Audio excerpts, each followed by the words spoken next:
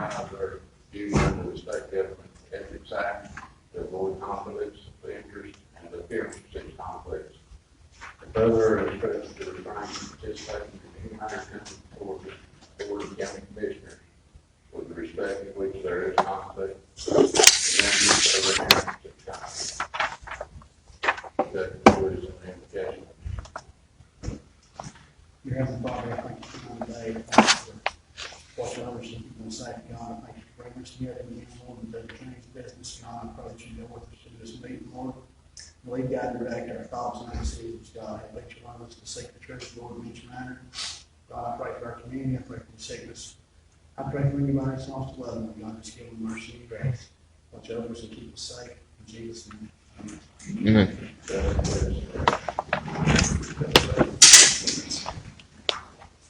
I pledge allegiance to the flag of the United States of America and to the republic for which it stands, one nation, under God, indivisible, with liberty and justice for all.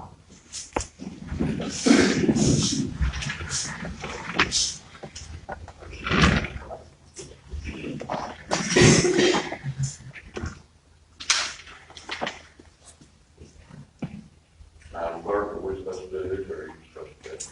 We need to elect or re-elect a chair for 2022. We have a nomination for chair. Anybody? I'm nominating Connie. She's missed most of the issues, so. Do we have a second? Second. All in favor? Do we have a nomination for vice chair? Pete Ellis, vice chair. Do we have a second? Second. All in favor?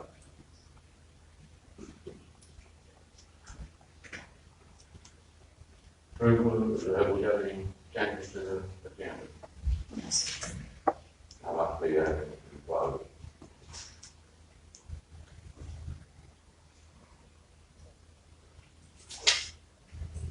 I have a motion to approve the agenda with one change. Second. All in favor? Approval of the minutes, workshop, regular, November 16th, emergency meeting, November 8th, special meeting, December the 7th. Do we have a motion for that? Motion. Second. All in favor? Mr. Director. Let's get right into the executioner. Thank you guys very much for letting us come talk to you tonight. We hadn't been here in a while, and it seemed like it might be a good time, and that y'all might appreciate an update on the progress on the A9 Corridor K project. So what I've done, I've asked Wanda to come and tell you where we're at there. If you've got questions for her, you can certainly ask those. And then once we're finished with that one, I've asked Brian to come and we can talk a little bit about another issue and a follow-on project that we'd like to get started on now. So if Wanda would come up, and just so you know, Wanda is the only female division engineer in the state of North Carolina, and she is the second one ever. So, and quite honestly, without her and Brian, we wouldn't be where we are now with our Corridor K project. So, they, in my opinion, they do a fantastic job. Well, thank you. Puts on a big show, right?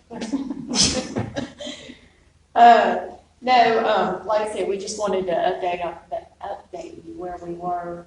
It's on the A9C portion. There's still 3 sections to that. None of that has changed. We've identified our permit and have submitted that a couple of weeks ago, so the permits are underway.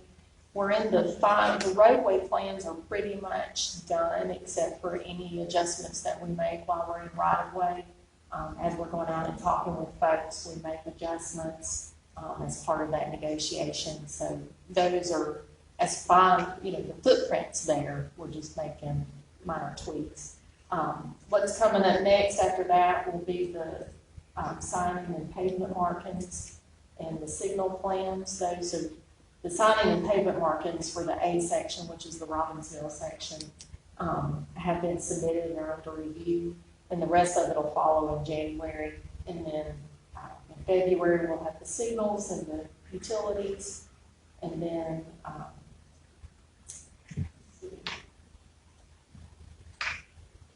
after we finish the right-of-way, we'll start with the utilities relocation. We're still working on a U.S. Forest Service agreement for the wildlife crossing. We've got to work that out. It's in the Forest Service hands for review. So whenever they approve that document, then we'll be able to move forward with that approval. So, you have any questions on that project? I got any questions? Good. Okay. Thank you. Could you tell them also, for those that may see this in the paper, this project's already won an award, I think, from the environmental community? Yes, and some of y'all may know we did get an award from the environmental community with of environmental excellence, and that was a national award that we won. So that was real good. This will be officially it's the first wildlife crossing in western North Carolina. Division 8 has said they have the first one in the state, which I argue that it's not really a wildlife crossing in Division 8. We'll let them have that, but ours will be the first, and it's definitely the first one on the AT, so that's pretty good. Yeah, I've got a little comment now since that came out. We worked 5 years trying to do this road, going back over to Raleigh. And them environmentalists said, right over in that corner, and changed everything we worked on in 5 years in our night.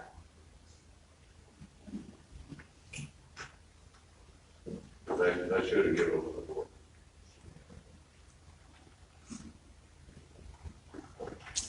Okay, thank you very much. And I don't disagree with you one bit on what you're saying there, but I think that once this project is in place, that it's going to be a great benefit.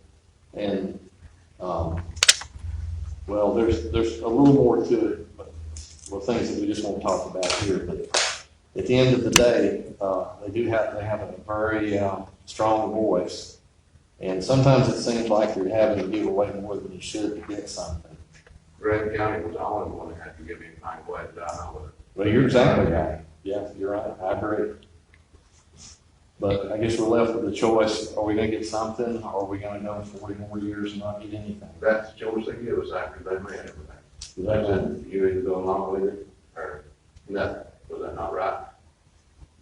Yeah, that's interesting. I don't know that they use those terms, but that was good. That's pretty much the terms I got over now. That after they made. Yeah, that was amazing. Was not Jacob. I think that's when CV gives him your property, his property to you.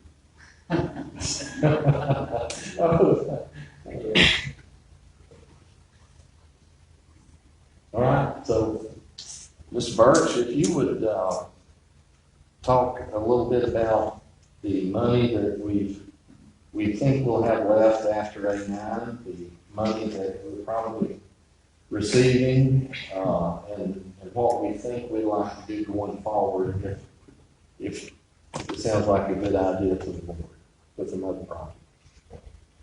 And anything else that you want to talk about? Good evening. Appreciate the opportunity to be here.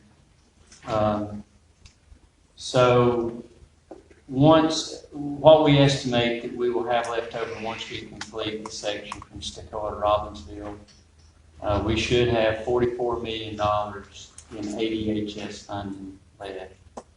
That's our estimate. The Infrastructure Investment and Jobs Act that was passed just a few weeks ago, the infrastructure bill, that will give us an additional $83 million. So we should have in North Carolina about $120 million for ADHS, Appalachian Development Highway System, which is Corridor K. The only two remaining sections we have is A9A, which would be from here to Andrews, and then there's a 4-mile section in Clay County, A11, and it's DD. That goes from Hayesville towards Shooting Creek up to NC 175. We've looked at that section in the past on US 64 in Clay County. It does not warrant any improvements. It was improved back in 2010, 2011 to a 2-lane highway with paved shoulders. So there's really no warrant for any improvements there as far as bringing it up to a 4-lane standard. So all these funds could be used to start planning and constructing a portion of A9 or Corridor K between Robbinsville and Andrews. One of the complications that we have based on the decisions that we've made, and I'll take ownership of those decisions, but the corridor from Stocoa to Andrews, the ADHS mileage that we were allotted was 18.1 miles. To get from Stocoa to Robbinsville is 11 miles, somewhere thereabouts. So that gives us a little over 6.5 miles, I think is what we have left to get from here to Andrews. So what we've got to do as a department, and we're already starting those efforts, is we've got to get congressional action to add additional miles to Corridor K to the ADHS in North Carolina. And we're working on that. Sometimes the stars align and they're in your favor, and I think right now the stars have aligned to be in our favor. It will take some time. So Senator Manchin, who I'm sure everybody in here, if you've watched any news, you've seen him and how important he is, the power that he has in the Senate. He's certainly interested in adding mileage to the ADHS and also adding corridors to the ADHS. He's been asking states, do we need to do more for the Appalachian region? His wife, Gail Manchin, is also the co-chair of the Appalachian Regional Commission, which is over the ADHS. So I'm sure he wants to help her be successful in her new role. So we're optimistic that can happen.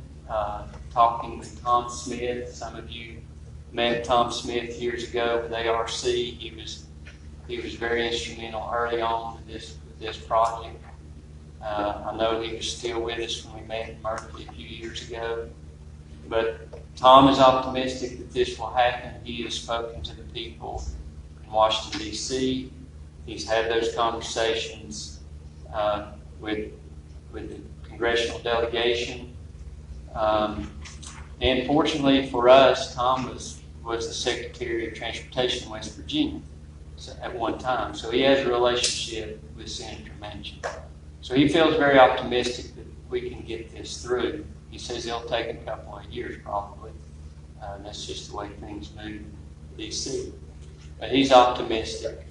Bo Emery, the North Carolina Department of Transportation Chief Operating Officer, and the Secretary have all been briefed on this. They all understand what we're trying to do, and they're all in favor of it. So that's something we have to work on. But in the meantime, we have 6.5 miles that we can program, that we can improve between Robbinsville and Andrews.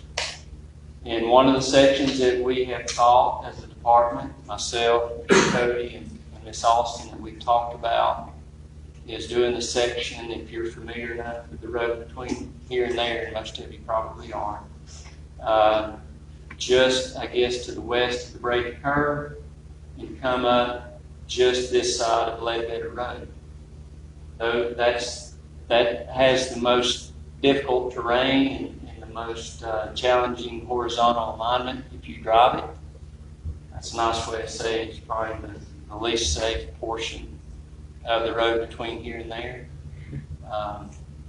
And so that's a corridor or a section that we would like to go ahead and allocate that 6.5 miles to, so we can start planning and get the process started. So hopefully, when this portion from Stokoe here gets completed, hopefully we're ready to go on that. Because it's the same as from here to Stokoe. The monies that we're getting, it's there, the $44 million is there, the $83 million will be there. So just as quick as we can get it planned, designed, the right of way acquired, and start construction, we should be good to go. So with that, I don't know, is there anything else that you can think of that I needed to? Well, I just want to let them know that I didn't know when I went on the board, and you didn't know until it came up, that there was a mileage limit. And when we found out, because we got an email from somebody with Federal Highway and that's what I noticed in the email, we have this many miles left. Well, I'd never heard that. Brian had never heard it. He's been around for a good while.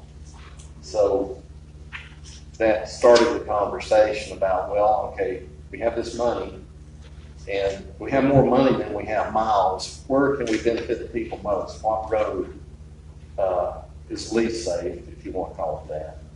And that's what led us to what he just described to you. And I guess what I'm looking for today is, we don't want to go do something that's within our control that you wouldn't want us to. I mean, I want you to be involved, and I'd like some reaction from the board if you think this is a good idea and you support what we're trying to do. Because what we want to do is, while the money's there, we want to deliver all we can, because we know how the government works. The money's there now, but it may be gone in 2 years. So I'd like to get underway with designing this project, and let's do it, because we don't have to compete for that money. That money it's there. Right. The shortest route from Robbinsville to Andrew, let's build a road.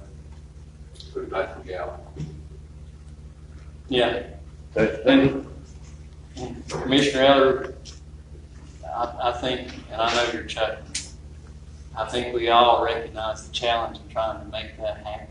I mean, ideally, that would be a route or a corridor that we can consider, but I'm not very optimistic. Going next year is about 8 minutes from 129 over there, rest area down here. Right. I mean, I wouldn't be honest if I said here and thought we could deliver that, because of the challenges that we would have from the environmental community. And some of you have said in those meetings, and you recognize the challenge as well. And so, our goal is to do the best we can with the monies that we've got to be successful, to help the people of Graham County, Cherokee County, West North Carolina, and the people of the region. So, when we looked at it, and we looked at where it would be probably the most costly, but also the most beneficial as far as alignment, reliability, safety, that was where we felt like we should put these resources. But if you have differing opinions, we're certainly here to listen. And there's nothing that says that we can do what we're talking about. We don't have to worry. We don't have to go see anybody. We can do this. To do the other, which I agree is what we were promised and what we'd rather have. I don't see it happening in any of our lifetimes, because of, well, the money may be as big a challenge there as the environmental issues. But I think we would certainly, if we went ahead with what we can do. So that if you're like, I used to be driving that road every day going to the nursing home, you've got a way to get out of the road if something goes wrong with your vehicle. Then we would be to wait 20 years and still just be where we are. There's nothing that says we can't go ahead and build this project we're talking about and then immediately start lobbying to build the other one. We'd at least have an improvement, and something has to change, and I don't know where, to ever build a road that we all would like to see. We'll spend money on our roads as much as we can. So if you were, you know, hypothetically, if you had that section from Brady Curve back to Ledbetter Road, if you had that ready to go today, would the route from Robbinsville to Ledbetter Road be determined already? Just waiting to be constructed? Would that come afterwards? The planning will have to be done at the same time, just so we know that there'll be connection to the ADHS on either end. So you've got the 4-lane in Andrews and the 4-lane in Toccoa. You gotta make sure it connects there. Once we get to Robbinsville, we'll have to make sure it connects here. So yeah, I imagine once we start the planning on the A9A section, it'll look at how do we get from Robbinsville all the way to Andrews. But we will have to designate that 6.5 miles that will be ADHS, and the others will be, there's a term they used, non-participatory mileage, essentially meaning it's not ADHS. However, if we're successful in Congress and we get additional mileage, then we can make that participatory mileage and include it in the ADHS. So If we spend that over there, that for sure, that would have to be part of the total, yeah. it would, you're right. It would have to be a new corridor. Well, the reason I asked, if I remember right, from when this has been playing, talked about a few years ago, some people up in the local community that had concerns about where the road might be going, or it might not be going. I think y'all already addressed that some, but it's sure to come back again if you start talking about that. So.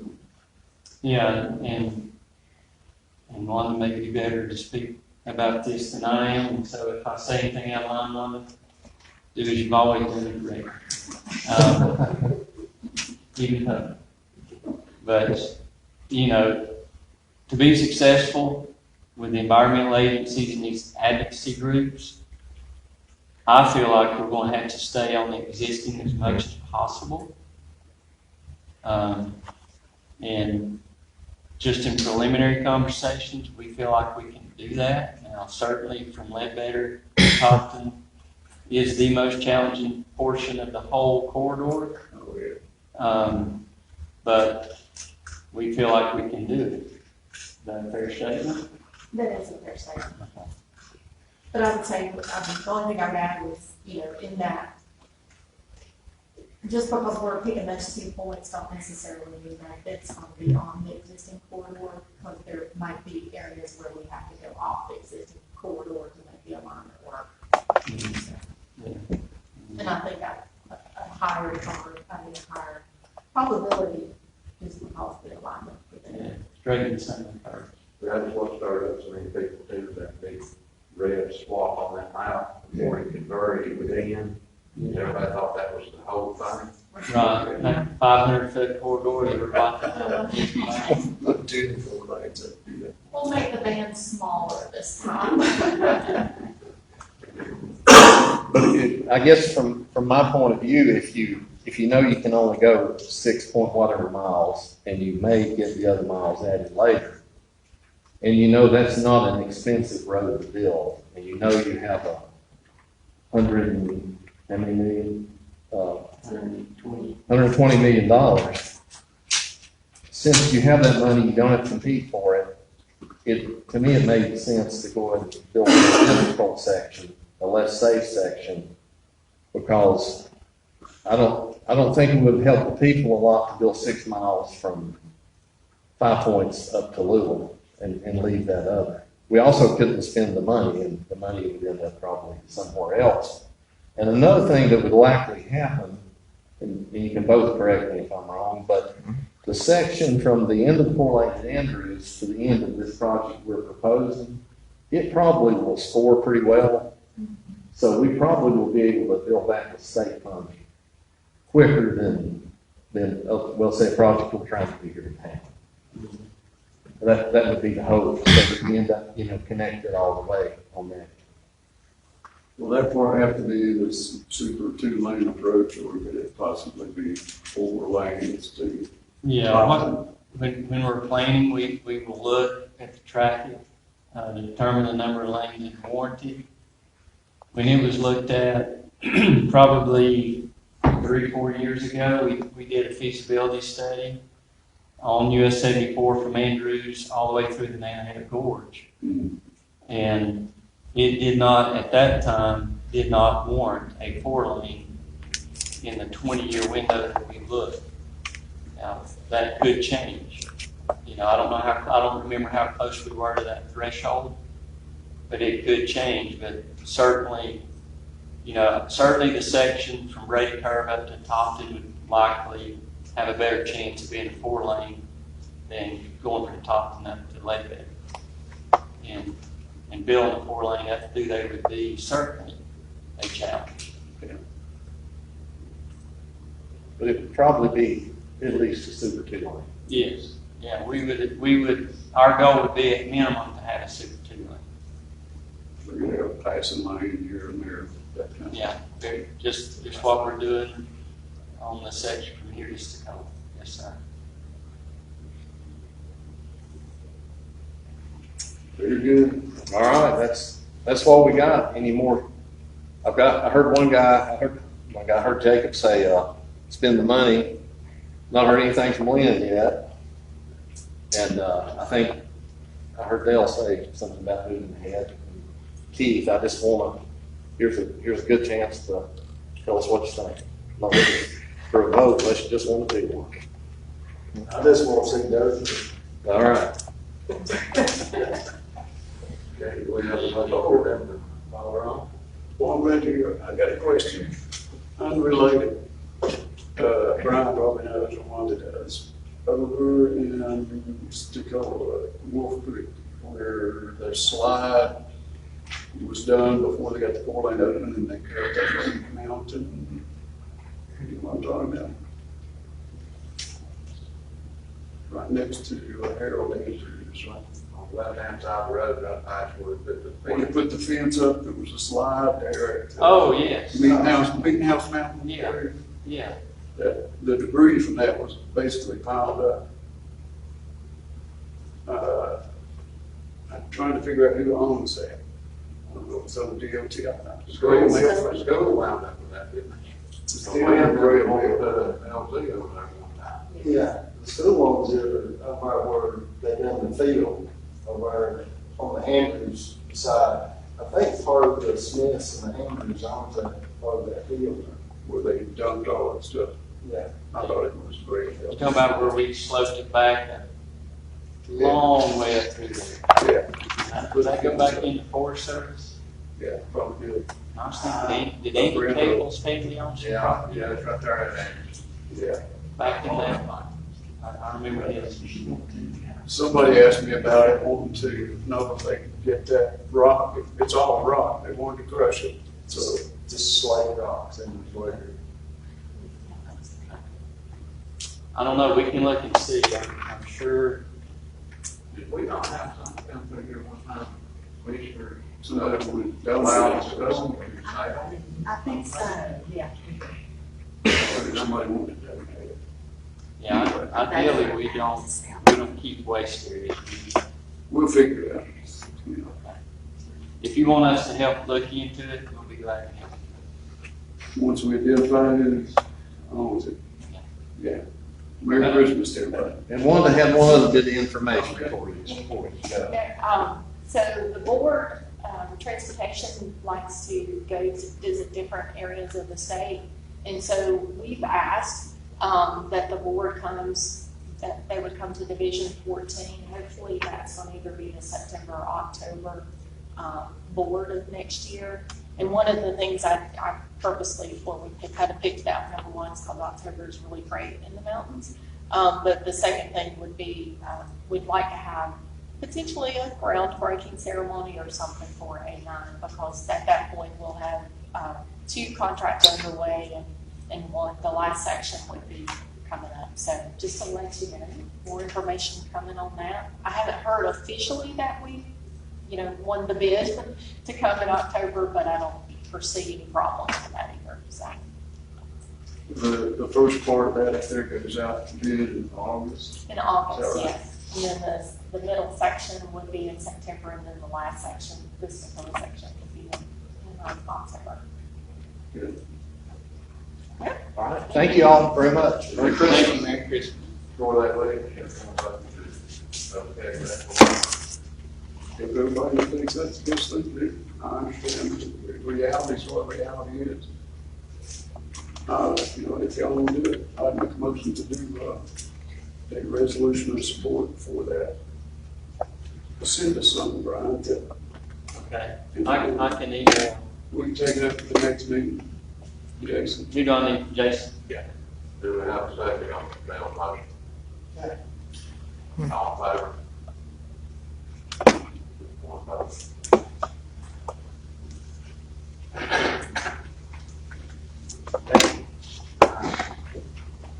Merry Christmas.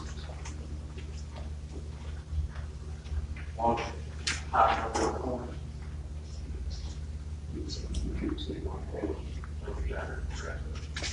Good afternoon. I just going to give the board's blessing to apply for my general purpose funds for 21-22. The state will be giving $10,963 with a 25% required match, and the county $3,564. I'll make a motion to approve. Second. All in favor? Thank you all. Merry Christmas. The state will be giving my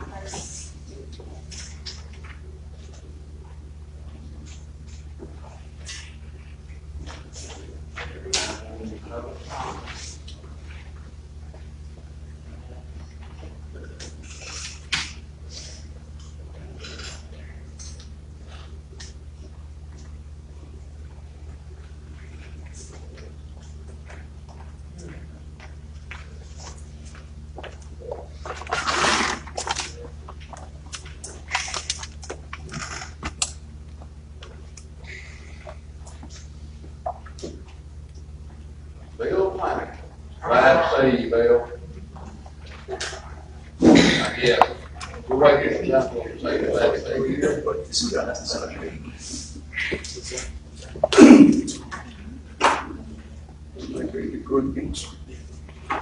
Well, I'm here to raise the devil about Frontier Telephone Service. Oh, God. And I need y'all's help. He needs help. I've done heard about it. And let me tell you, we got a bunch of old people over there in Sequoia, we got a bunch of old people in Tuskegee, we got old people in Fontana. That a boy. You hear me now? Sorry about that. That's all right. And I talked to them boys up there at that box there at the old Tuskegee. They don't even know what that box is supposed to do. It's a fiber optic bed with copper cable. I've been in the business 30 years. There ain't nothing complicated about that. Now, if you open the doors on that thing, it will scare you to death. There's jumpers running around there. Now, we took pride where I work, and they run you off if you've seen such a mess, because when a boy goes in there to fix a case of trouble, it causes 10 more. And when I called to report my phone, I had to use a fellow's cell phone. I got a guy in Indonesia. He was the contractor. Well, I didn't get no results there. I got a wife that's a stage 4 cancer patient.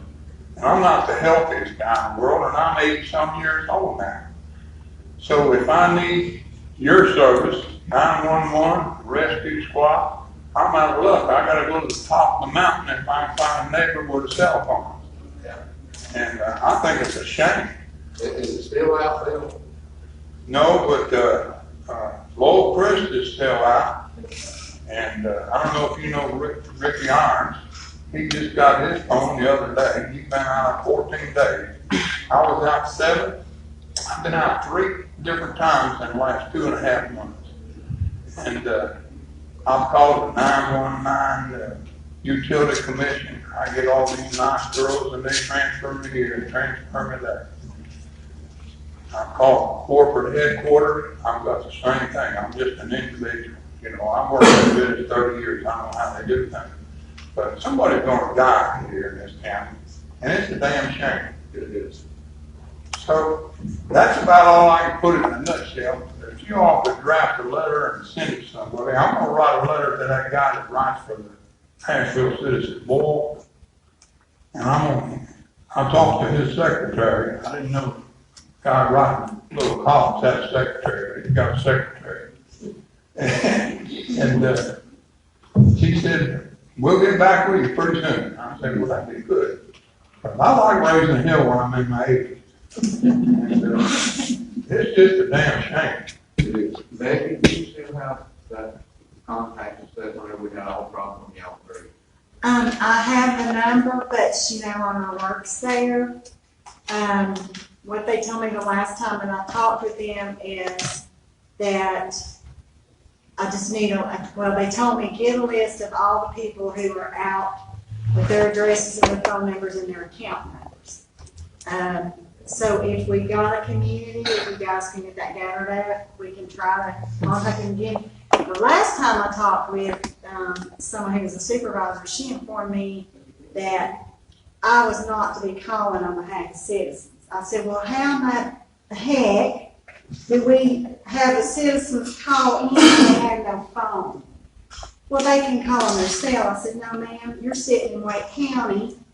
We're sitting in Graham County. There is no cell phones for many of our residents who are out. That's why they still have landline. So, but I'm happy to, try to, if the folks can get that information, maybe to you, Mr. Planner. Well, I know at least round number, Okay. probably 200 people were out of service. To me, that's an out. Yeah, that's bad. That's So, an out. And when you talk to these people, I talked to the technician who called me and told me my phone was finally working. I said, well, what's the matter? I said, was it a card or a tape? He said, how do you know about that? I said, well, I worked at it 30 years. And I said, how are you putting the numbers back in the computer? Because the computer went for zero. And he said, I do them one at a time. I said, how many do you do in a day? He said, 10 to 12. So if you got 200 people out there, he's not too concerned about getting everybody right. They don't have enough help. They don't not have enough help. And, plus, the boys aren't trained. I watched the boy 2 years ago. He was working on your brother's phone. Yeah. And it'd be the first time he ever climbed a pole. I said, you haven't been to climbing school? He said, no, sir. He said, I heard you use the telephone there. He said, would you come down and watch me? I said, I'll be glad to. But he never climbed a pole before. And these contractors that they bring in here from other places, some of them are good, some of them are just drawing a paycheck. $38 an hour for their tools, $36 an hour for their pocketbook. So that's good wages just to drive over here to Grand Canyon. Well, anyway, that's all I got to say. If you all can help me out and write a letter, I sure appreciate it. That's right. Maybe you know somebody that I know.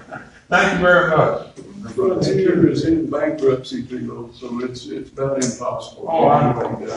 And they got But multiple, they're paying the head guy, they're paying him $490,000 a year. Yeah.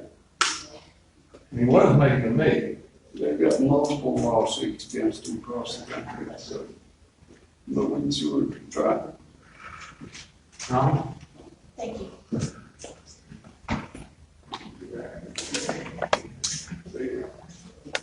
Good evening, everyone. I'm Connie Gross, and I have been asked by our director with the Nantahala Regional Library Board to come forward by tonight. And I probably should have asked her to be on the agenda. I apologize for that. Little things going on, but we're trying to replace a Graham County representative, Raymond Williams. He sat on our board, and we're looking for another board member. So I wanted to put that out there. If there's anyone that you think would be, would enjoy sitting on our regional board, it would be good. We have 4 meetings a year, and they're by Zoom right now. But otherwise, we travel to different locations: Hayesville, Murphy, Andrews, Graham County, of course. And, so we're looking for a replacement, so I just wanted to see if you have any ideas for that. Our next board meeting will be until the end of February. So if I come back in January, ask for it to be on the agenda, maybe you could think of somebody by then who would like to join us. Thank you. Merry Christmas, Daytime or everyone. nighttime? I'm sorry, sir? You mean during the day or at night? The meetings are 2:30 in the afternoon, and they've been on Zoom. And they usually last about an hour, hour and a half. Then we have little committees that branch off from that. Right now, I'm on a hiring committee to find a replacement for our bookkeeper. She's retiring after 39 years. So we're searching for someone in that field. But otherwise, it's pretty simple. It's interesting.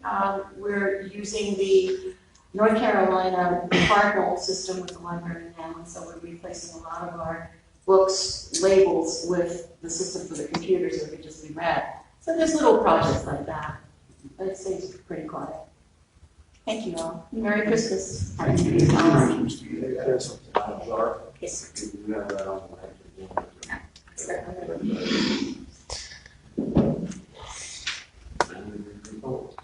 All right, no more other public comments, making sure.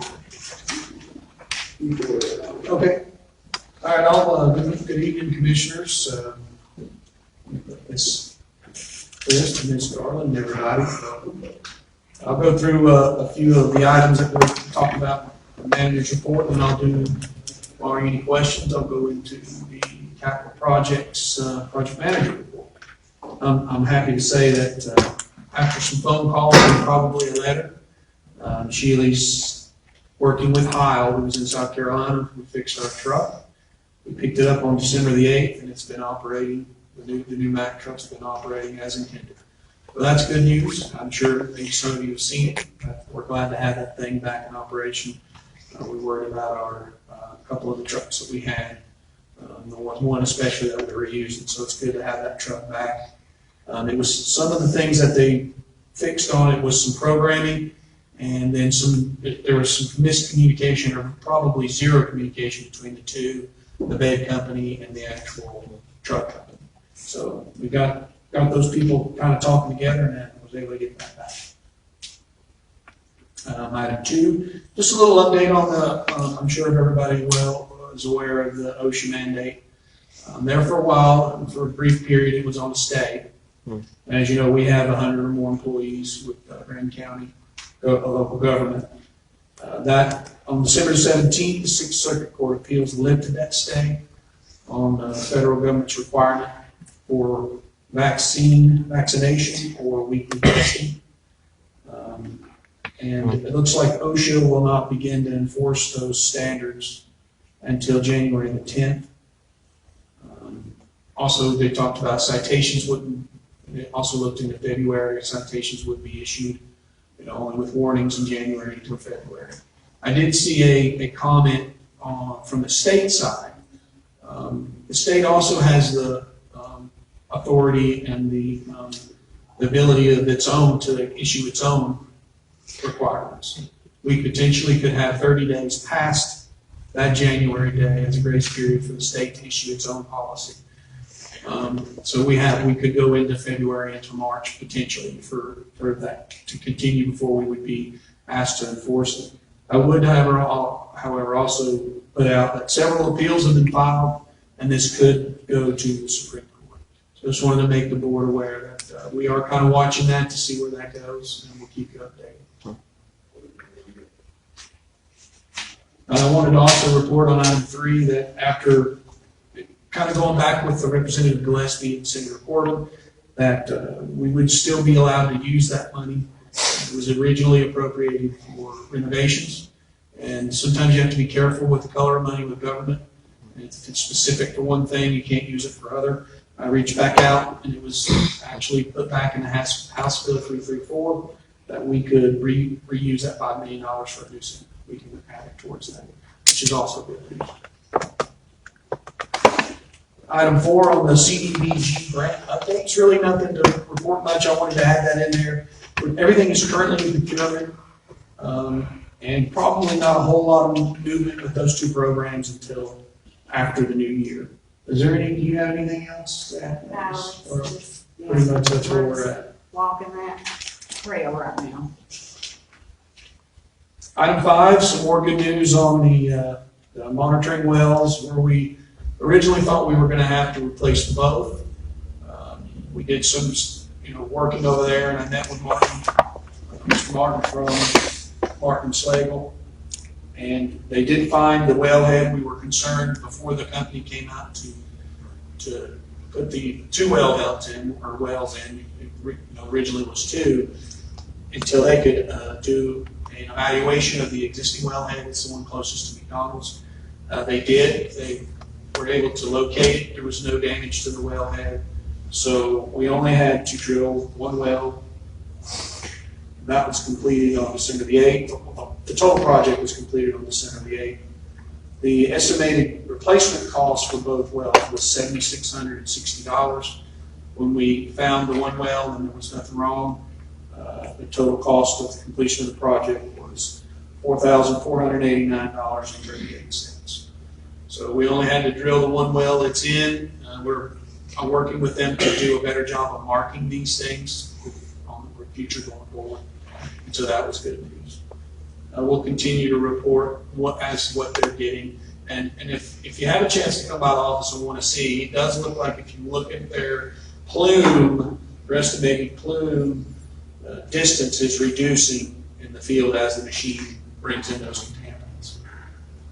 So those are good news. I think we need legal action for people who contaminated our land, so. I would say that's probably I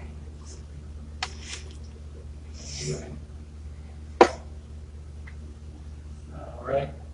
Item 6, Eagle View, as you know, is doing our aerial imagery. We had a kickoff meeting on Monday, December 13th. They've been flying, been some decent weather to fly, good time of the year.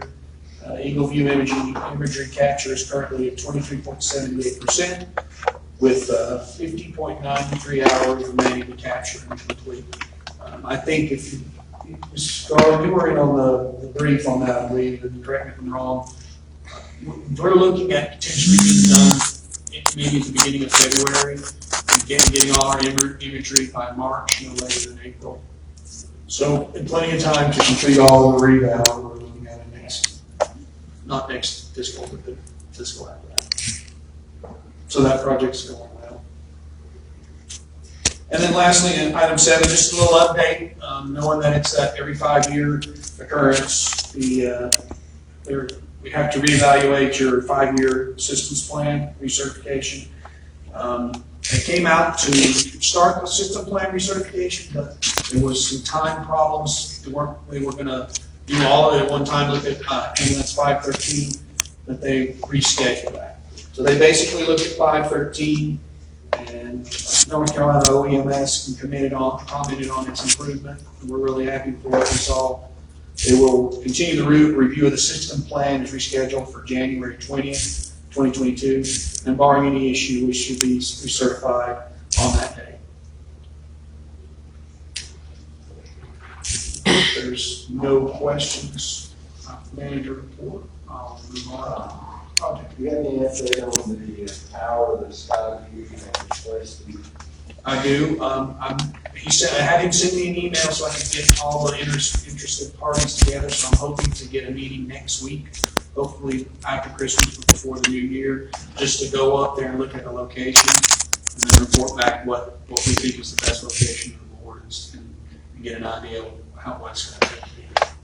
So it's just a matter of getting all the interested parties together, and meeting up there and then looking at Fort Hill as the site. Okay. I just wanted the town involved because they know of a lot of infrastructure that's up there on the hill. There were some people off of Sweetwater that stated that they would be able to get treatment service if it went up, and they heard about it in the paper and they were kind of excited about the thing. And they kind of asked if there was some updates on it, because they're anticipating that they'd like that to be pretty soon. 100%, and I'll, that's one of the top priorities on ours is to try to see how we can get this going as soon as possible. And the great thing about it is he's very proactive and involved. he contacts me, and I'll contact him, but I don't have to wait for him to get in touch with me. So I'm hoping to get that meeting solidified here within the next week. Holidays kind of delayed a little bit, but yeah, I'm glad they're asking about that. We're hoping to get that, and I'll begin providing those updates once we start looking at it. So, Thanks, yes, sir. Thank you. I'll move on to the project manager's report. RDA Moose Branch subdivision is the first one on the list. It's about 70% complete. You can ride over to Moose Branch and see what they've been doing over there. I think they have some gravel of the road to do, and they're going to probably request, because as you know, in the winter months it's hard to get asphalt. They're probably going to request to put the gravel road, seal everything up, and then complete the asphalt in the spring.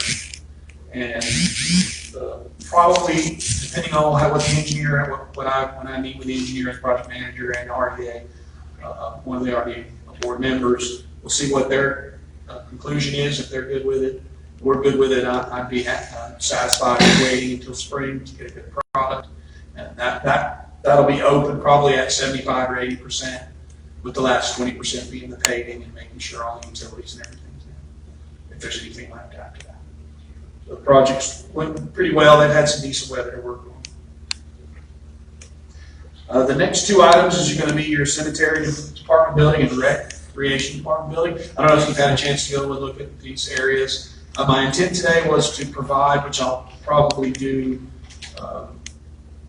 in the further meetings I would like to do. It was kind of a crazy couple days. A photo sit rep is what we normally call our photo situation report. You could go out to the sites and see that the steel is going up. We've got the cemetery department building on West Fort Hill. Basically all of the, what I call the skin or the walls, all the red irons up, doors are framed up, a couple doors are door hung, and waiting on the roof. And they also started this week on hanging the red iron in the recreation department. Putting up the walls or the skin, as I call it, on around the outside. So basically the cemetery department's about 63% complete. It'll probably be, once the roof is done, it'll probably be holding at 65 until we do a report on where we're at funding wise. And then the last 35% would be the finishing, what little bit of finishing on the inside of the plant, if the board wants to move forward on that funding, which would be some framing, insulation, just finishing a bathroom and putting some power and everything, HVAC and everything else. Basically, that would be the same thing with the rec department. It's about 50% because they just started standing the red iron this week, and they'll be off Thursday, Friday, and then probably a day next week for the New Year's. So I look at probably doing the roof, steaming and stuff after the New Year potentially, and then we'll kind of come back and look at where we are funding wise and see where the board wants to go. It's a really nice facility. Everything went together real well so far. There's been a couple pieces that we've had to get back in touch with Premier. Some clips for some of the header beam or door headers and some trim pieces. They've worked really well with us, responsive. Everything's bolted together real well, and the bolt pattern has worked out so far on all buildings, which is good. That our concrete and our structural engineer worked with on the floor. The board elections, as you can see, is underway. They've started finishing the sheetrock after all the inspections that have been completed. We're about 68% complete with that project, with about 30% being finishes once the sheetrock is painted, and moving forward as quickly as we can with that project as well. Working with the board of elections on their finishes and ordering and painting, paint type, and trim and that sort of thing. Also, be another facility if you want to come by and want to walk through. It's really nice looking project. A lot of production has happened over the last few weeks since a couple of stoppages from COVID, but it looks pretty good.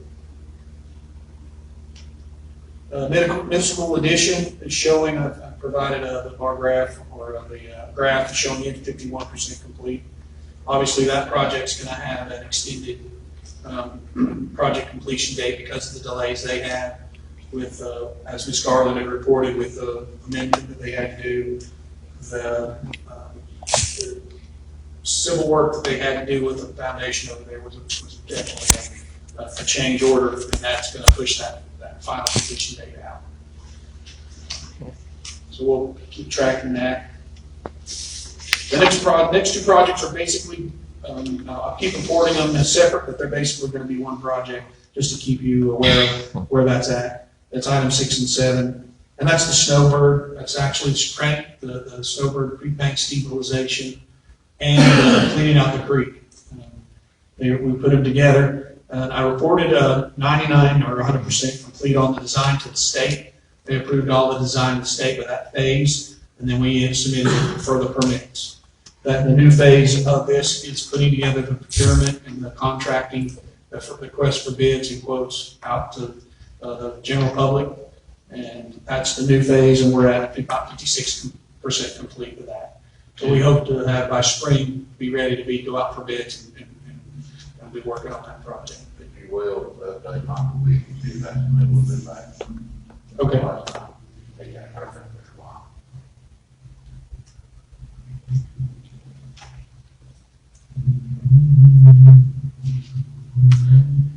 And then lastly, 8, the Grand County Elementary School 4.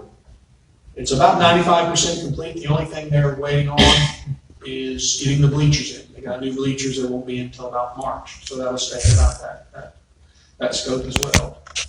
You should get a chance to go look at it. They've redid the floor, repainted the floor, really looks good. Really nice job who they had. It's all being covered by insurance. To my knowledge right now, they just turned in the insurance and they replaced everything. So it's really going to be a really nice facility once it's done. And unless there's, sorry? Even better. Yep. Really nice paint job. They were able to outline, it was natural finish on the floor, and then they used the stain in the lane. It really looks good. It really does. And if there's no questions on any of those items, I will let Vice Chairman Eller have it back. Yes, Norm, we're ready for you. All right, good evening. I'm gonna have the financial report first and have several items that we go over with the board in reference to some grant money and personal money that we received. We closed out the general fund bank account at the end of November with a balance of $8,821,943. That's a rebound off of this time last month where we had dipped to $8.3 million. We're just a little shy of this time last year, but we have done lots of good projects, and you'll see that here in just a few moments, and you'll see why it's dipped just a tad. If you'll recall, last month I told you that I was going to transfer some money out of our capital projects fund in anticipation of borrowing to cover the match on the school grant. So our capital project fund, then I also moved about $117,000 back in sales tax. So our capital projects fund is at $2,276,000 plus some change. School capital project that we cover with the first debt service is $114,000. And then as we discussed in previous workshops, our American Rescue Plan Act bank account balance is at $266,596. Our second tranche of funds will come in May, end of May of 2022. If you look on page 3, you'll see that we had healthy property tax collections for the month of November, actually a little bit higher than this time last year. Our current year taxes collected were $1,136,880. We collected $13,500 in back taxes for a total of $1,150,000. This time last year is $1,080,000. So you'll see that we are continuing to show healthier collections than this time last year. Our BTS is also healthier than this time last year at $49,438. So if you look on page 4, you will see that we have collected in real property taxes $3,214,000, and BTS and B taxes a little over $280,000. We have a positive variance in our real property taxes of $256,000 and our DMV a little over $16,000. We always check the bank balance pretty much every morning, and the December collections are looking pretty healthy because my bank balance is quite a bit healthier than it was even when we closed out November. Our current year tax collection percentage is 43.82. This time last year it was 40.14%. So as you can see, our collections are healthier than this time last year. Page 5, you'll see that it's showing up in our bottom line for the month of November. We're still a little bit lower in total revenues collected than this time last year. That will catch up. $2,036,893 for the month of November. Our expenditures were $1,400,000 for a net surplus of $637,000. I made a school debt payment this month, so that is included in those expenditures for the month. 6, you'll see that our year-to-date surplus is net of $87,562. We are lower than this time last year, $411,000, but remember we paid for the school stadium lights out of this year's budget, as well as we purchased the ambulance. And that ambulance was late in coming. It should have come out of last year's budget, but it was late in coming. Page 7, you'll see sales tax continues to be healthy. We jumped up to $223,000 for the month of October. That's leaf season. This time last year was $213,000. We're still showing a positive growth of about 8%. And we jumped up over this past month, which was $187,000. So we have a positive variance in our sales tax of about $85,000 for this time this year. So we're continuing to grow in that area in our economy. You'll also notice, again, remember that these numbers do not include all of the 524, which part of it is allocated to the school, and then also our quarter-cent sales tax, we got in $26,655. So that money will go into the capital project. Any questions so far? I'm going to rattle off quite a bit. If you'll, I meant to include a page to show our capital projects. We've got about $80,000 in our election board. I forgot to add that in to get print off. We've got about around $60,000 each in the cemetery and the rec buildings. And then we have spent out about $450,000 of general fund money in the school grant match. Also, you'll see your budget report. We should have 59% remaining in our budget, and really every department is taking in there right at budget, or actually a little below budget, so that's a good thing. And you'll see that we have 63% left in our budget, or we've only left in the budget where we should be at 59%. So overall, the departments are doing a good job maintaining their budget. Any questions? Okay, I've got a couple of other things, and you'll notice that I gave you a packet that says HRSA. This is an additional bit of revenue I was able to apply for back in late October. And this is for COVID-related expenditures. So it's designated for emergency services, EMS, and public health. And as I said, we got $46,774 in. So that was a nice little, no pun intended, shot in the arm in this COVID fight that we continue to fight. And I wanted to go over a couple of things with you in relation to the HRSA money as well as our Duke Endowment money. We're closing out our second year, and you'll see the next page. We're closing out our second year of the Duke Endowment Paramedicine grant. We were allocated $83,257 for that program. And we actually, as I get toward the end of that year, we got a little bit over $31,000 that we need to, or we can use, and we should use to enhance the program. I did some work with some of our suppliers, and we also looked at how we can enhance what we already have in our equipment. I contacted the Duke Endowment and I said, okay, this is how the budget was going to look when we were writing the grant, but we obviously things like the cost of fuel and that type of thing, and travel and our supplies, many of the things that we use, we haven't had to use as much as we thought we would, but we've got some other needs. So we looked at the MedPod system, which the board approved last January, and we looked at how we could make it better.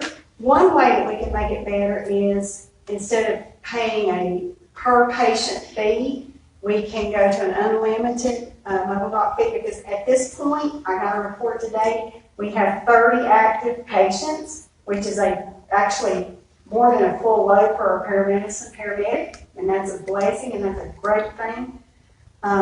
So if we, as our program grows, we can go to unlimited, and that would be about $4,500. We can also enhance the warranties running out on the MedPod system, so we can get a 5-year warranty for $2,950. Then we looked at some modules that will help in diagnostic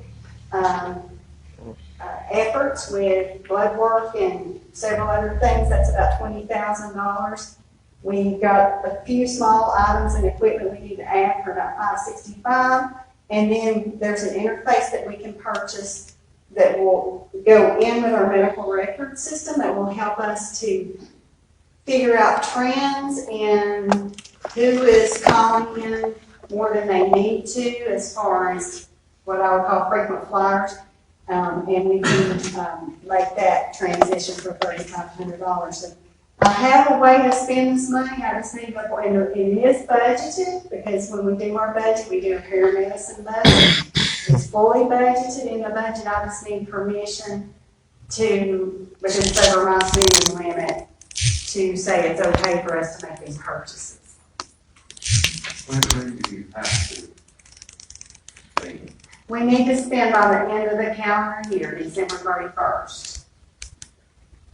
But I know I have work a little bit higher. Yes. That's part of my spending.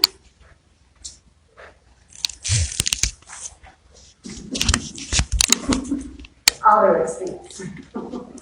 And in addition, we have gotten our third allocation on it, $58,500, so we're moving into year 3 of the grant. So they have already funded what they said they were going to fund.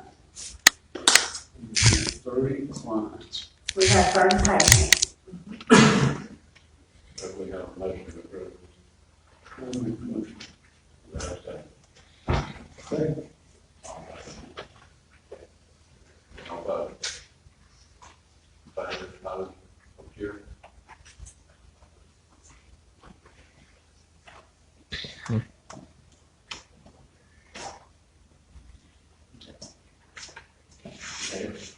Okay.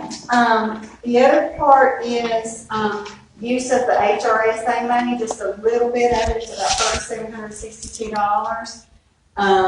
To also add some more modules to our medical record system. Our medical record system for EMS has not been updated or upgraded since I've been here.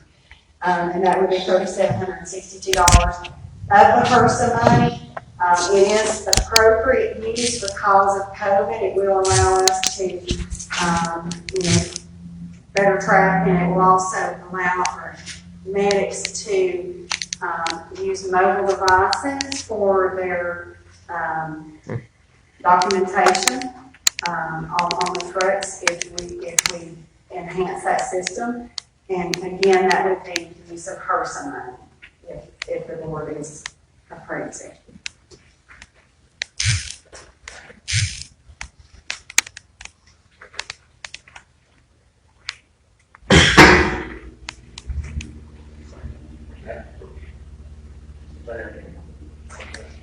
It's just some enhancements to our medical record system for the EMS.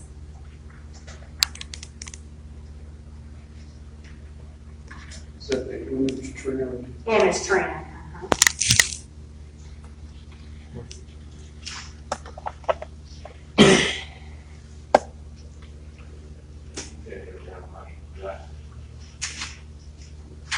I don't know, it's gonna help us.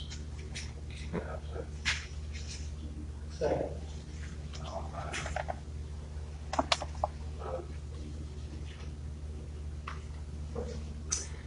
One more thing, in the health board meeting, it came before the board, in reference to our dental chair, and the board requested that we do some research as to where we had purchased the old chair, how old the old chair was, and then to look at some quotes for a new chair. I had some conversation with Patterson, who is the supplier, and I also went back into the fixed asset records of the county. The old chair was purchased in 2007, and according to Patterson, they had no record of selling us the chair, but they did have record where I think it was Cherokee County and Graham County purchased the chair. Each person purchased a chair used from, I think, a dentist who was retired. And so they have maintained the chairs over this period of time. The quote for a new chair would be $18,435.46. That amount has not been budgeted in the current budget, so if the board were to vote to replace it, then we need to do a budget amendment in addition to the purchase. Did their report not state basically that old chair, they could get parts and things to repair it? Correct, yeah. And it's not functioning. It's still working, but I think it's having problems. No, there was some lead time on this, right? Yes, yeah, there is some lead time. It's in, those chairs are in the life. Well, time I'm getting in. I don't know, I'll be honest. I would say it would take several months. I think it was 6 to 8 weeks. Yeah. Or more. From when we were talking to them, that was just a rough estimate at that time. So, even if we ordered this new chair today, the chair if we have them all up tomorrow, we might be able That's been on discussion for months. Several months. They're even trying to get used parts to fix it. I'm moving about the chair.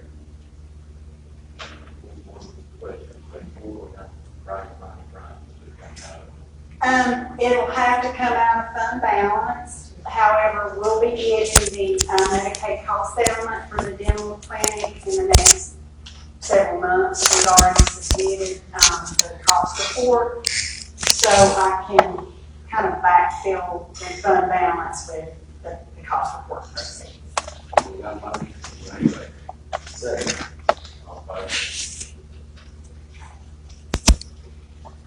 The last page, I need to hold on because after I got it in the packet, I had some more questions and I just disregard the last page.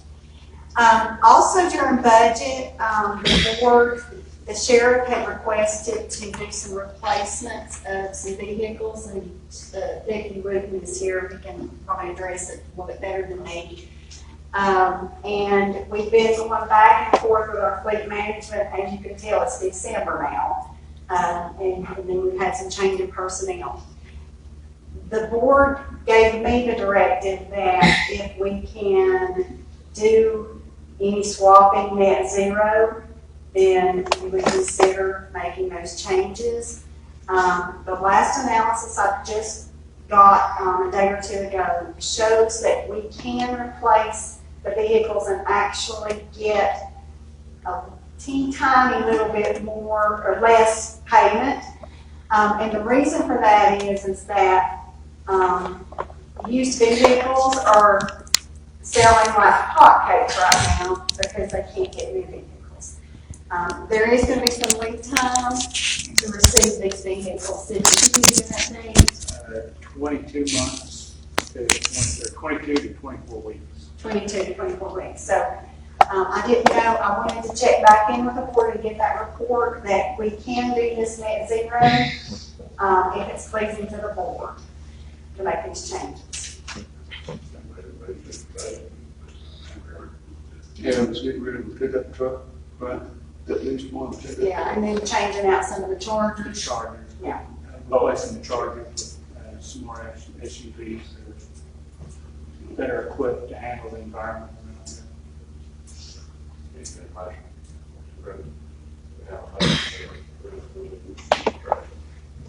Motion.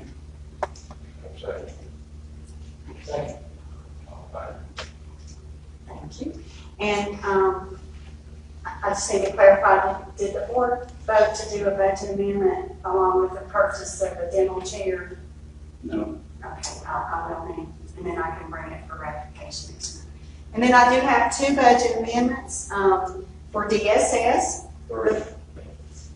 Pardon? Do for DSS, we get that. Yes. Yeah, we have three. The first one you have in front of you is budget amendment number 7.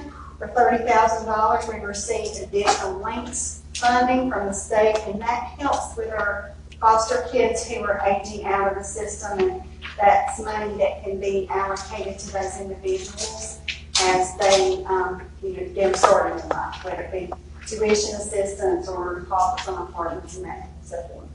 And then budget amendment number 8 is we got a new pot of funds from the state. It's called LEOWAP, which is basically LEAP money for water assistance, water utility assistance, utility payment assistance. And that's $3,359. $12,000. Well, that's all. Pardon? The director last week was Okay. over $12,000. She must have got a newer one than I did. Okay. So if you want to change it to 12, I can do the paper chase. This one's here, we'll do it now. Okay. Spend it. And I'll do the paper chase Yeah. with the numbers. Okay, do we have a motion for budget number 7? Motion. Second. All in favor? Have a vote. Number 8. Correct. Motion. Second. Second. All in favor? Now we need to do a budget amendment for the dental chair. Okay, motion to do that, for how much it was, 18. Thank you. Okay, so, 18,435.56. Thank you very much. We have that. All in favor? Thank you very much.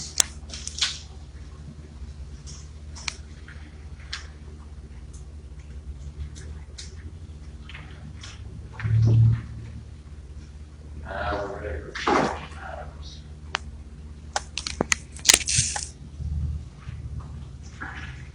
Release, discovery, release. 78, 70. Discovery is 7.9. Motion for that.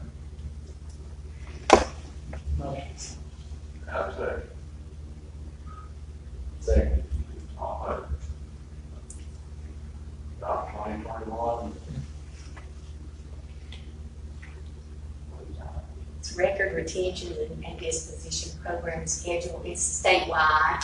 We just have, they have made some changes to it, and we have to adopt it. Each county in the state has to adopt them. There's 2 of them. One's for the program records and one's for general records. So if we ever want to dispose of anything, we have to go by these schedules. I wonder if that was that. Well, I was that unlocked. They keep them and dispose of them properly. Do we need to do it separate? No, you can do them together if you like. Do we have a motion to adopt? Motion. Have a second? Second. All right. Your own business.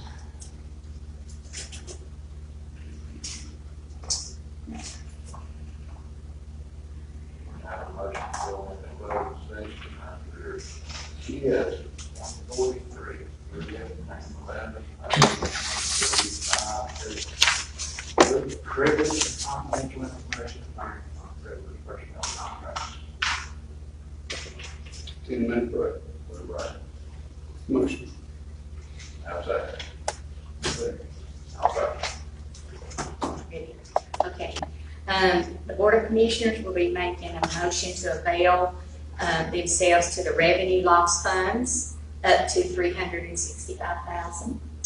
All employees with the detention office that were employed from January 1, 2020 through November 30, 2021.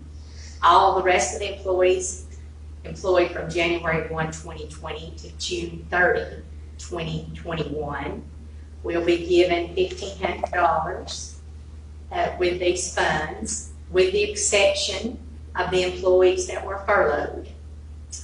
The commissioners will give the directive for transit to use the $1,500 for each of her employees through her CARES Act funding, which will not be through the revenue loss funds of the general fund. I'll make the motion. Have a second? Second. All right. All right, and I need a motion for you to allow Becky Garland the right to pay all attorney fees that have been approved under contract by the Board of County Commissioners without prior second approval. So moved. Have a second? Second.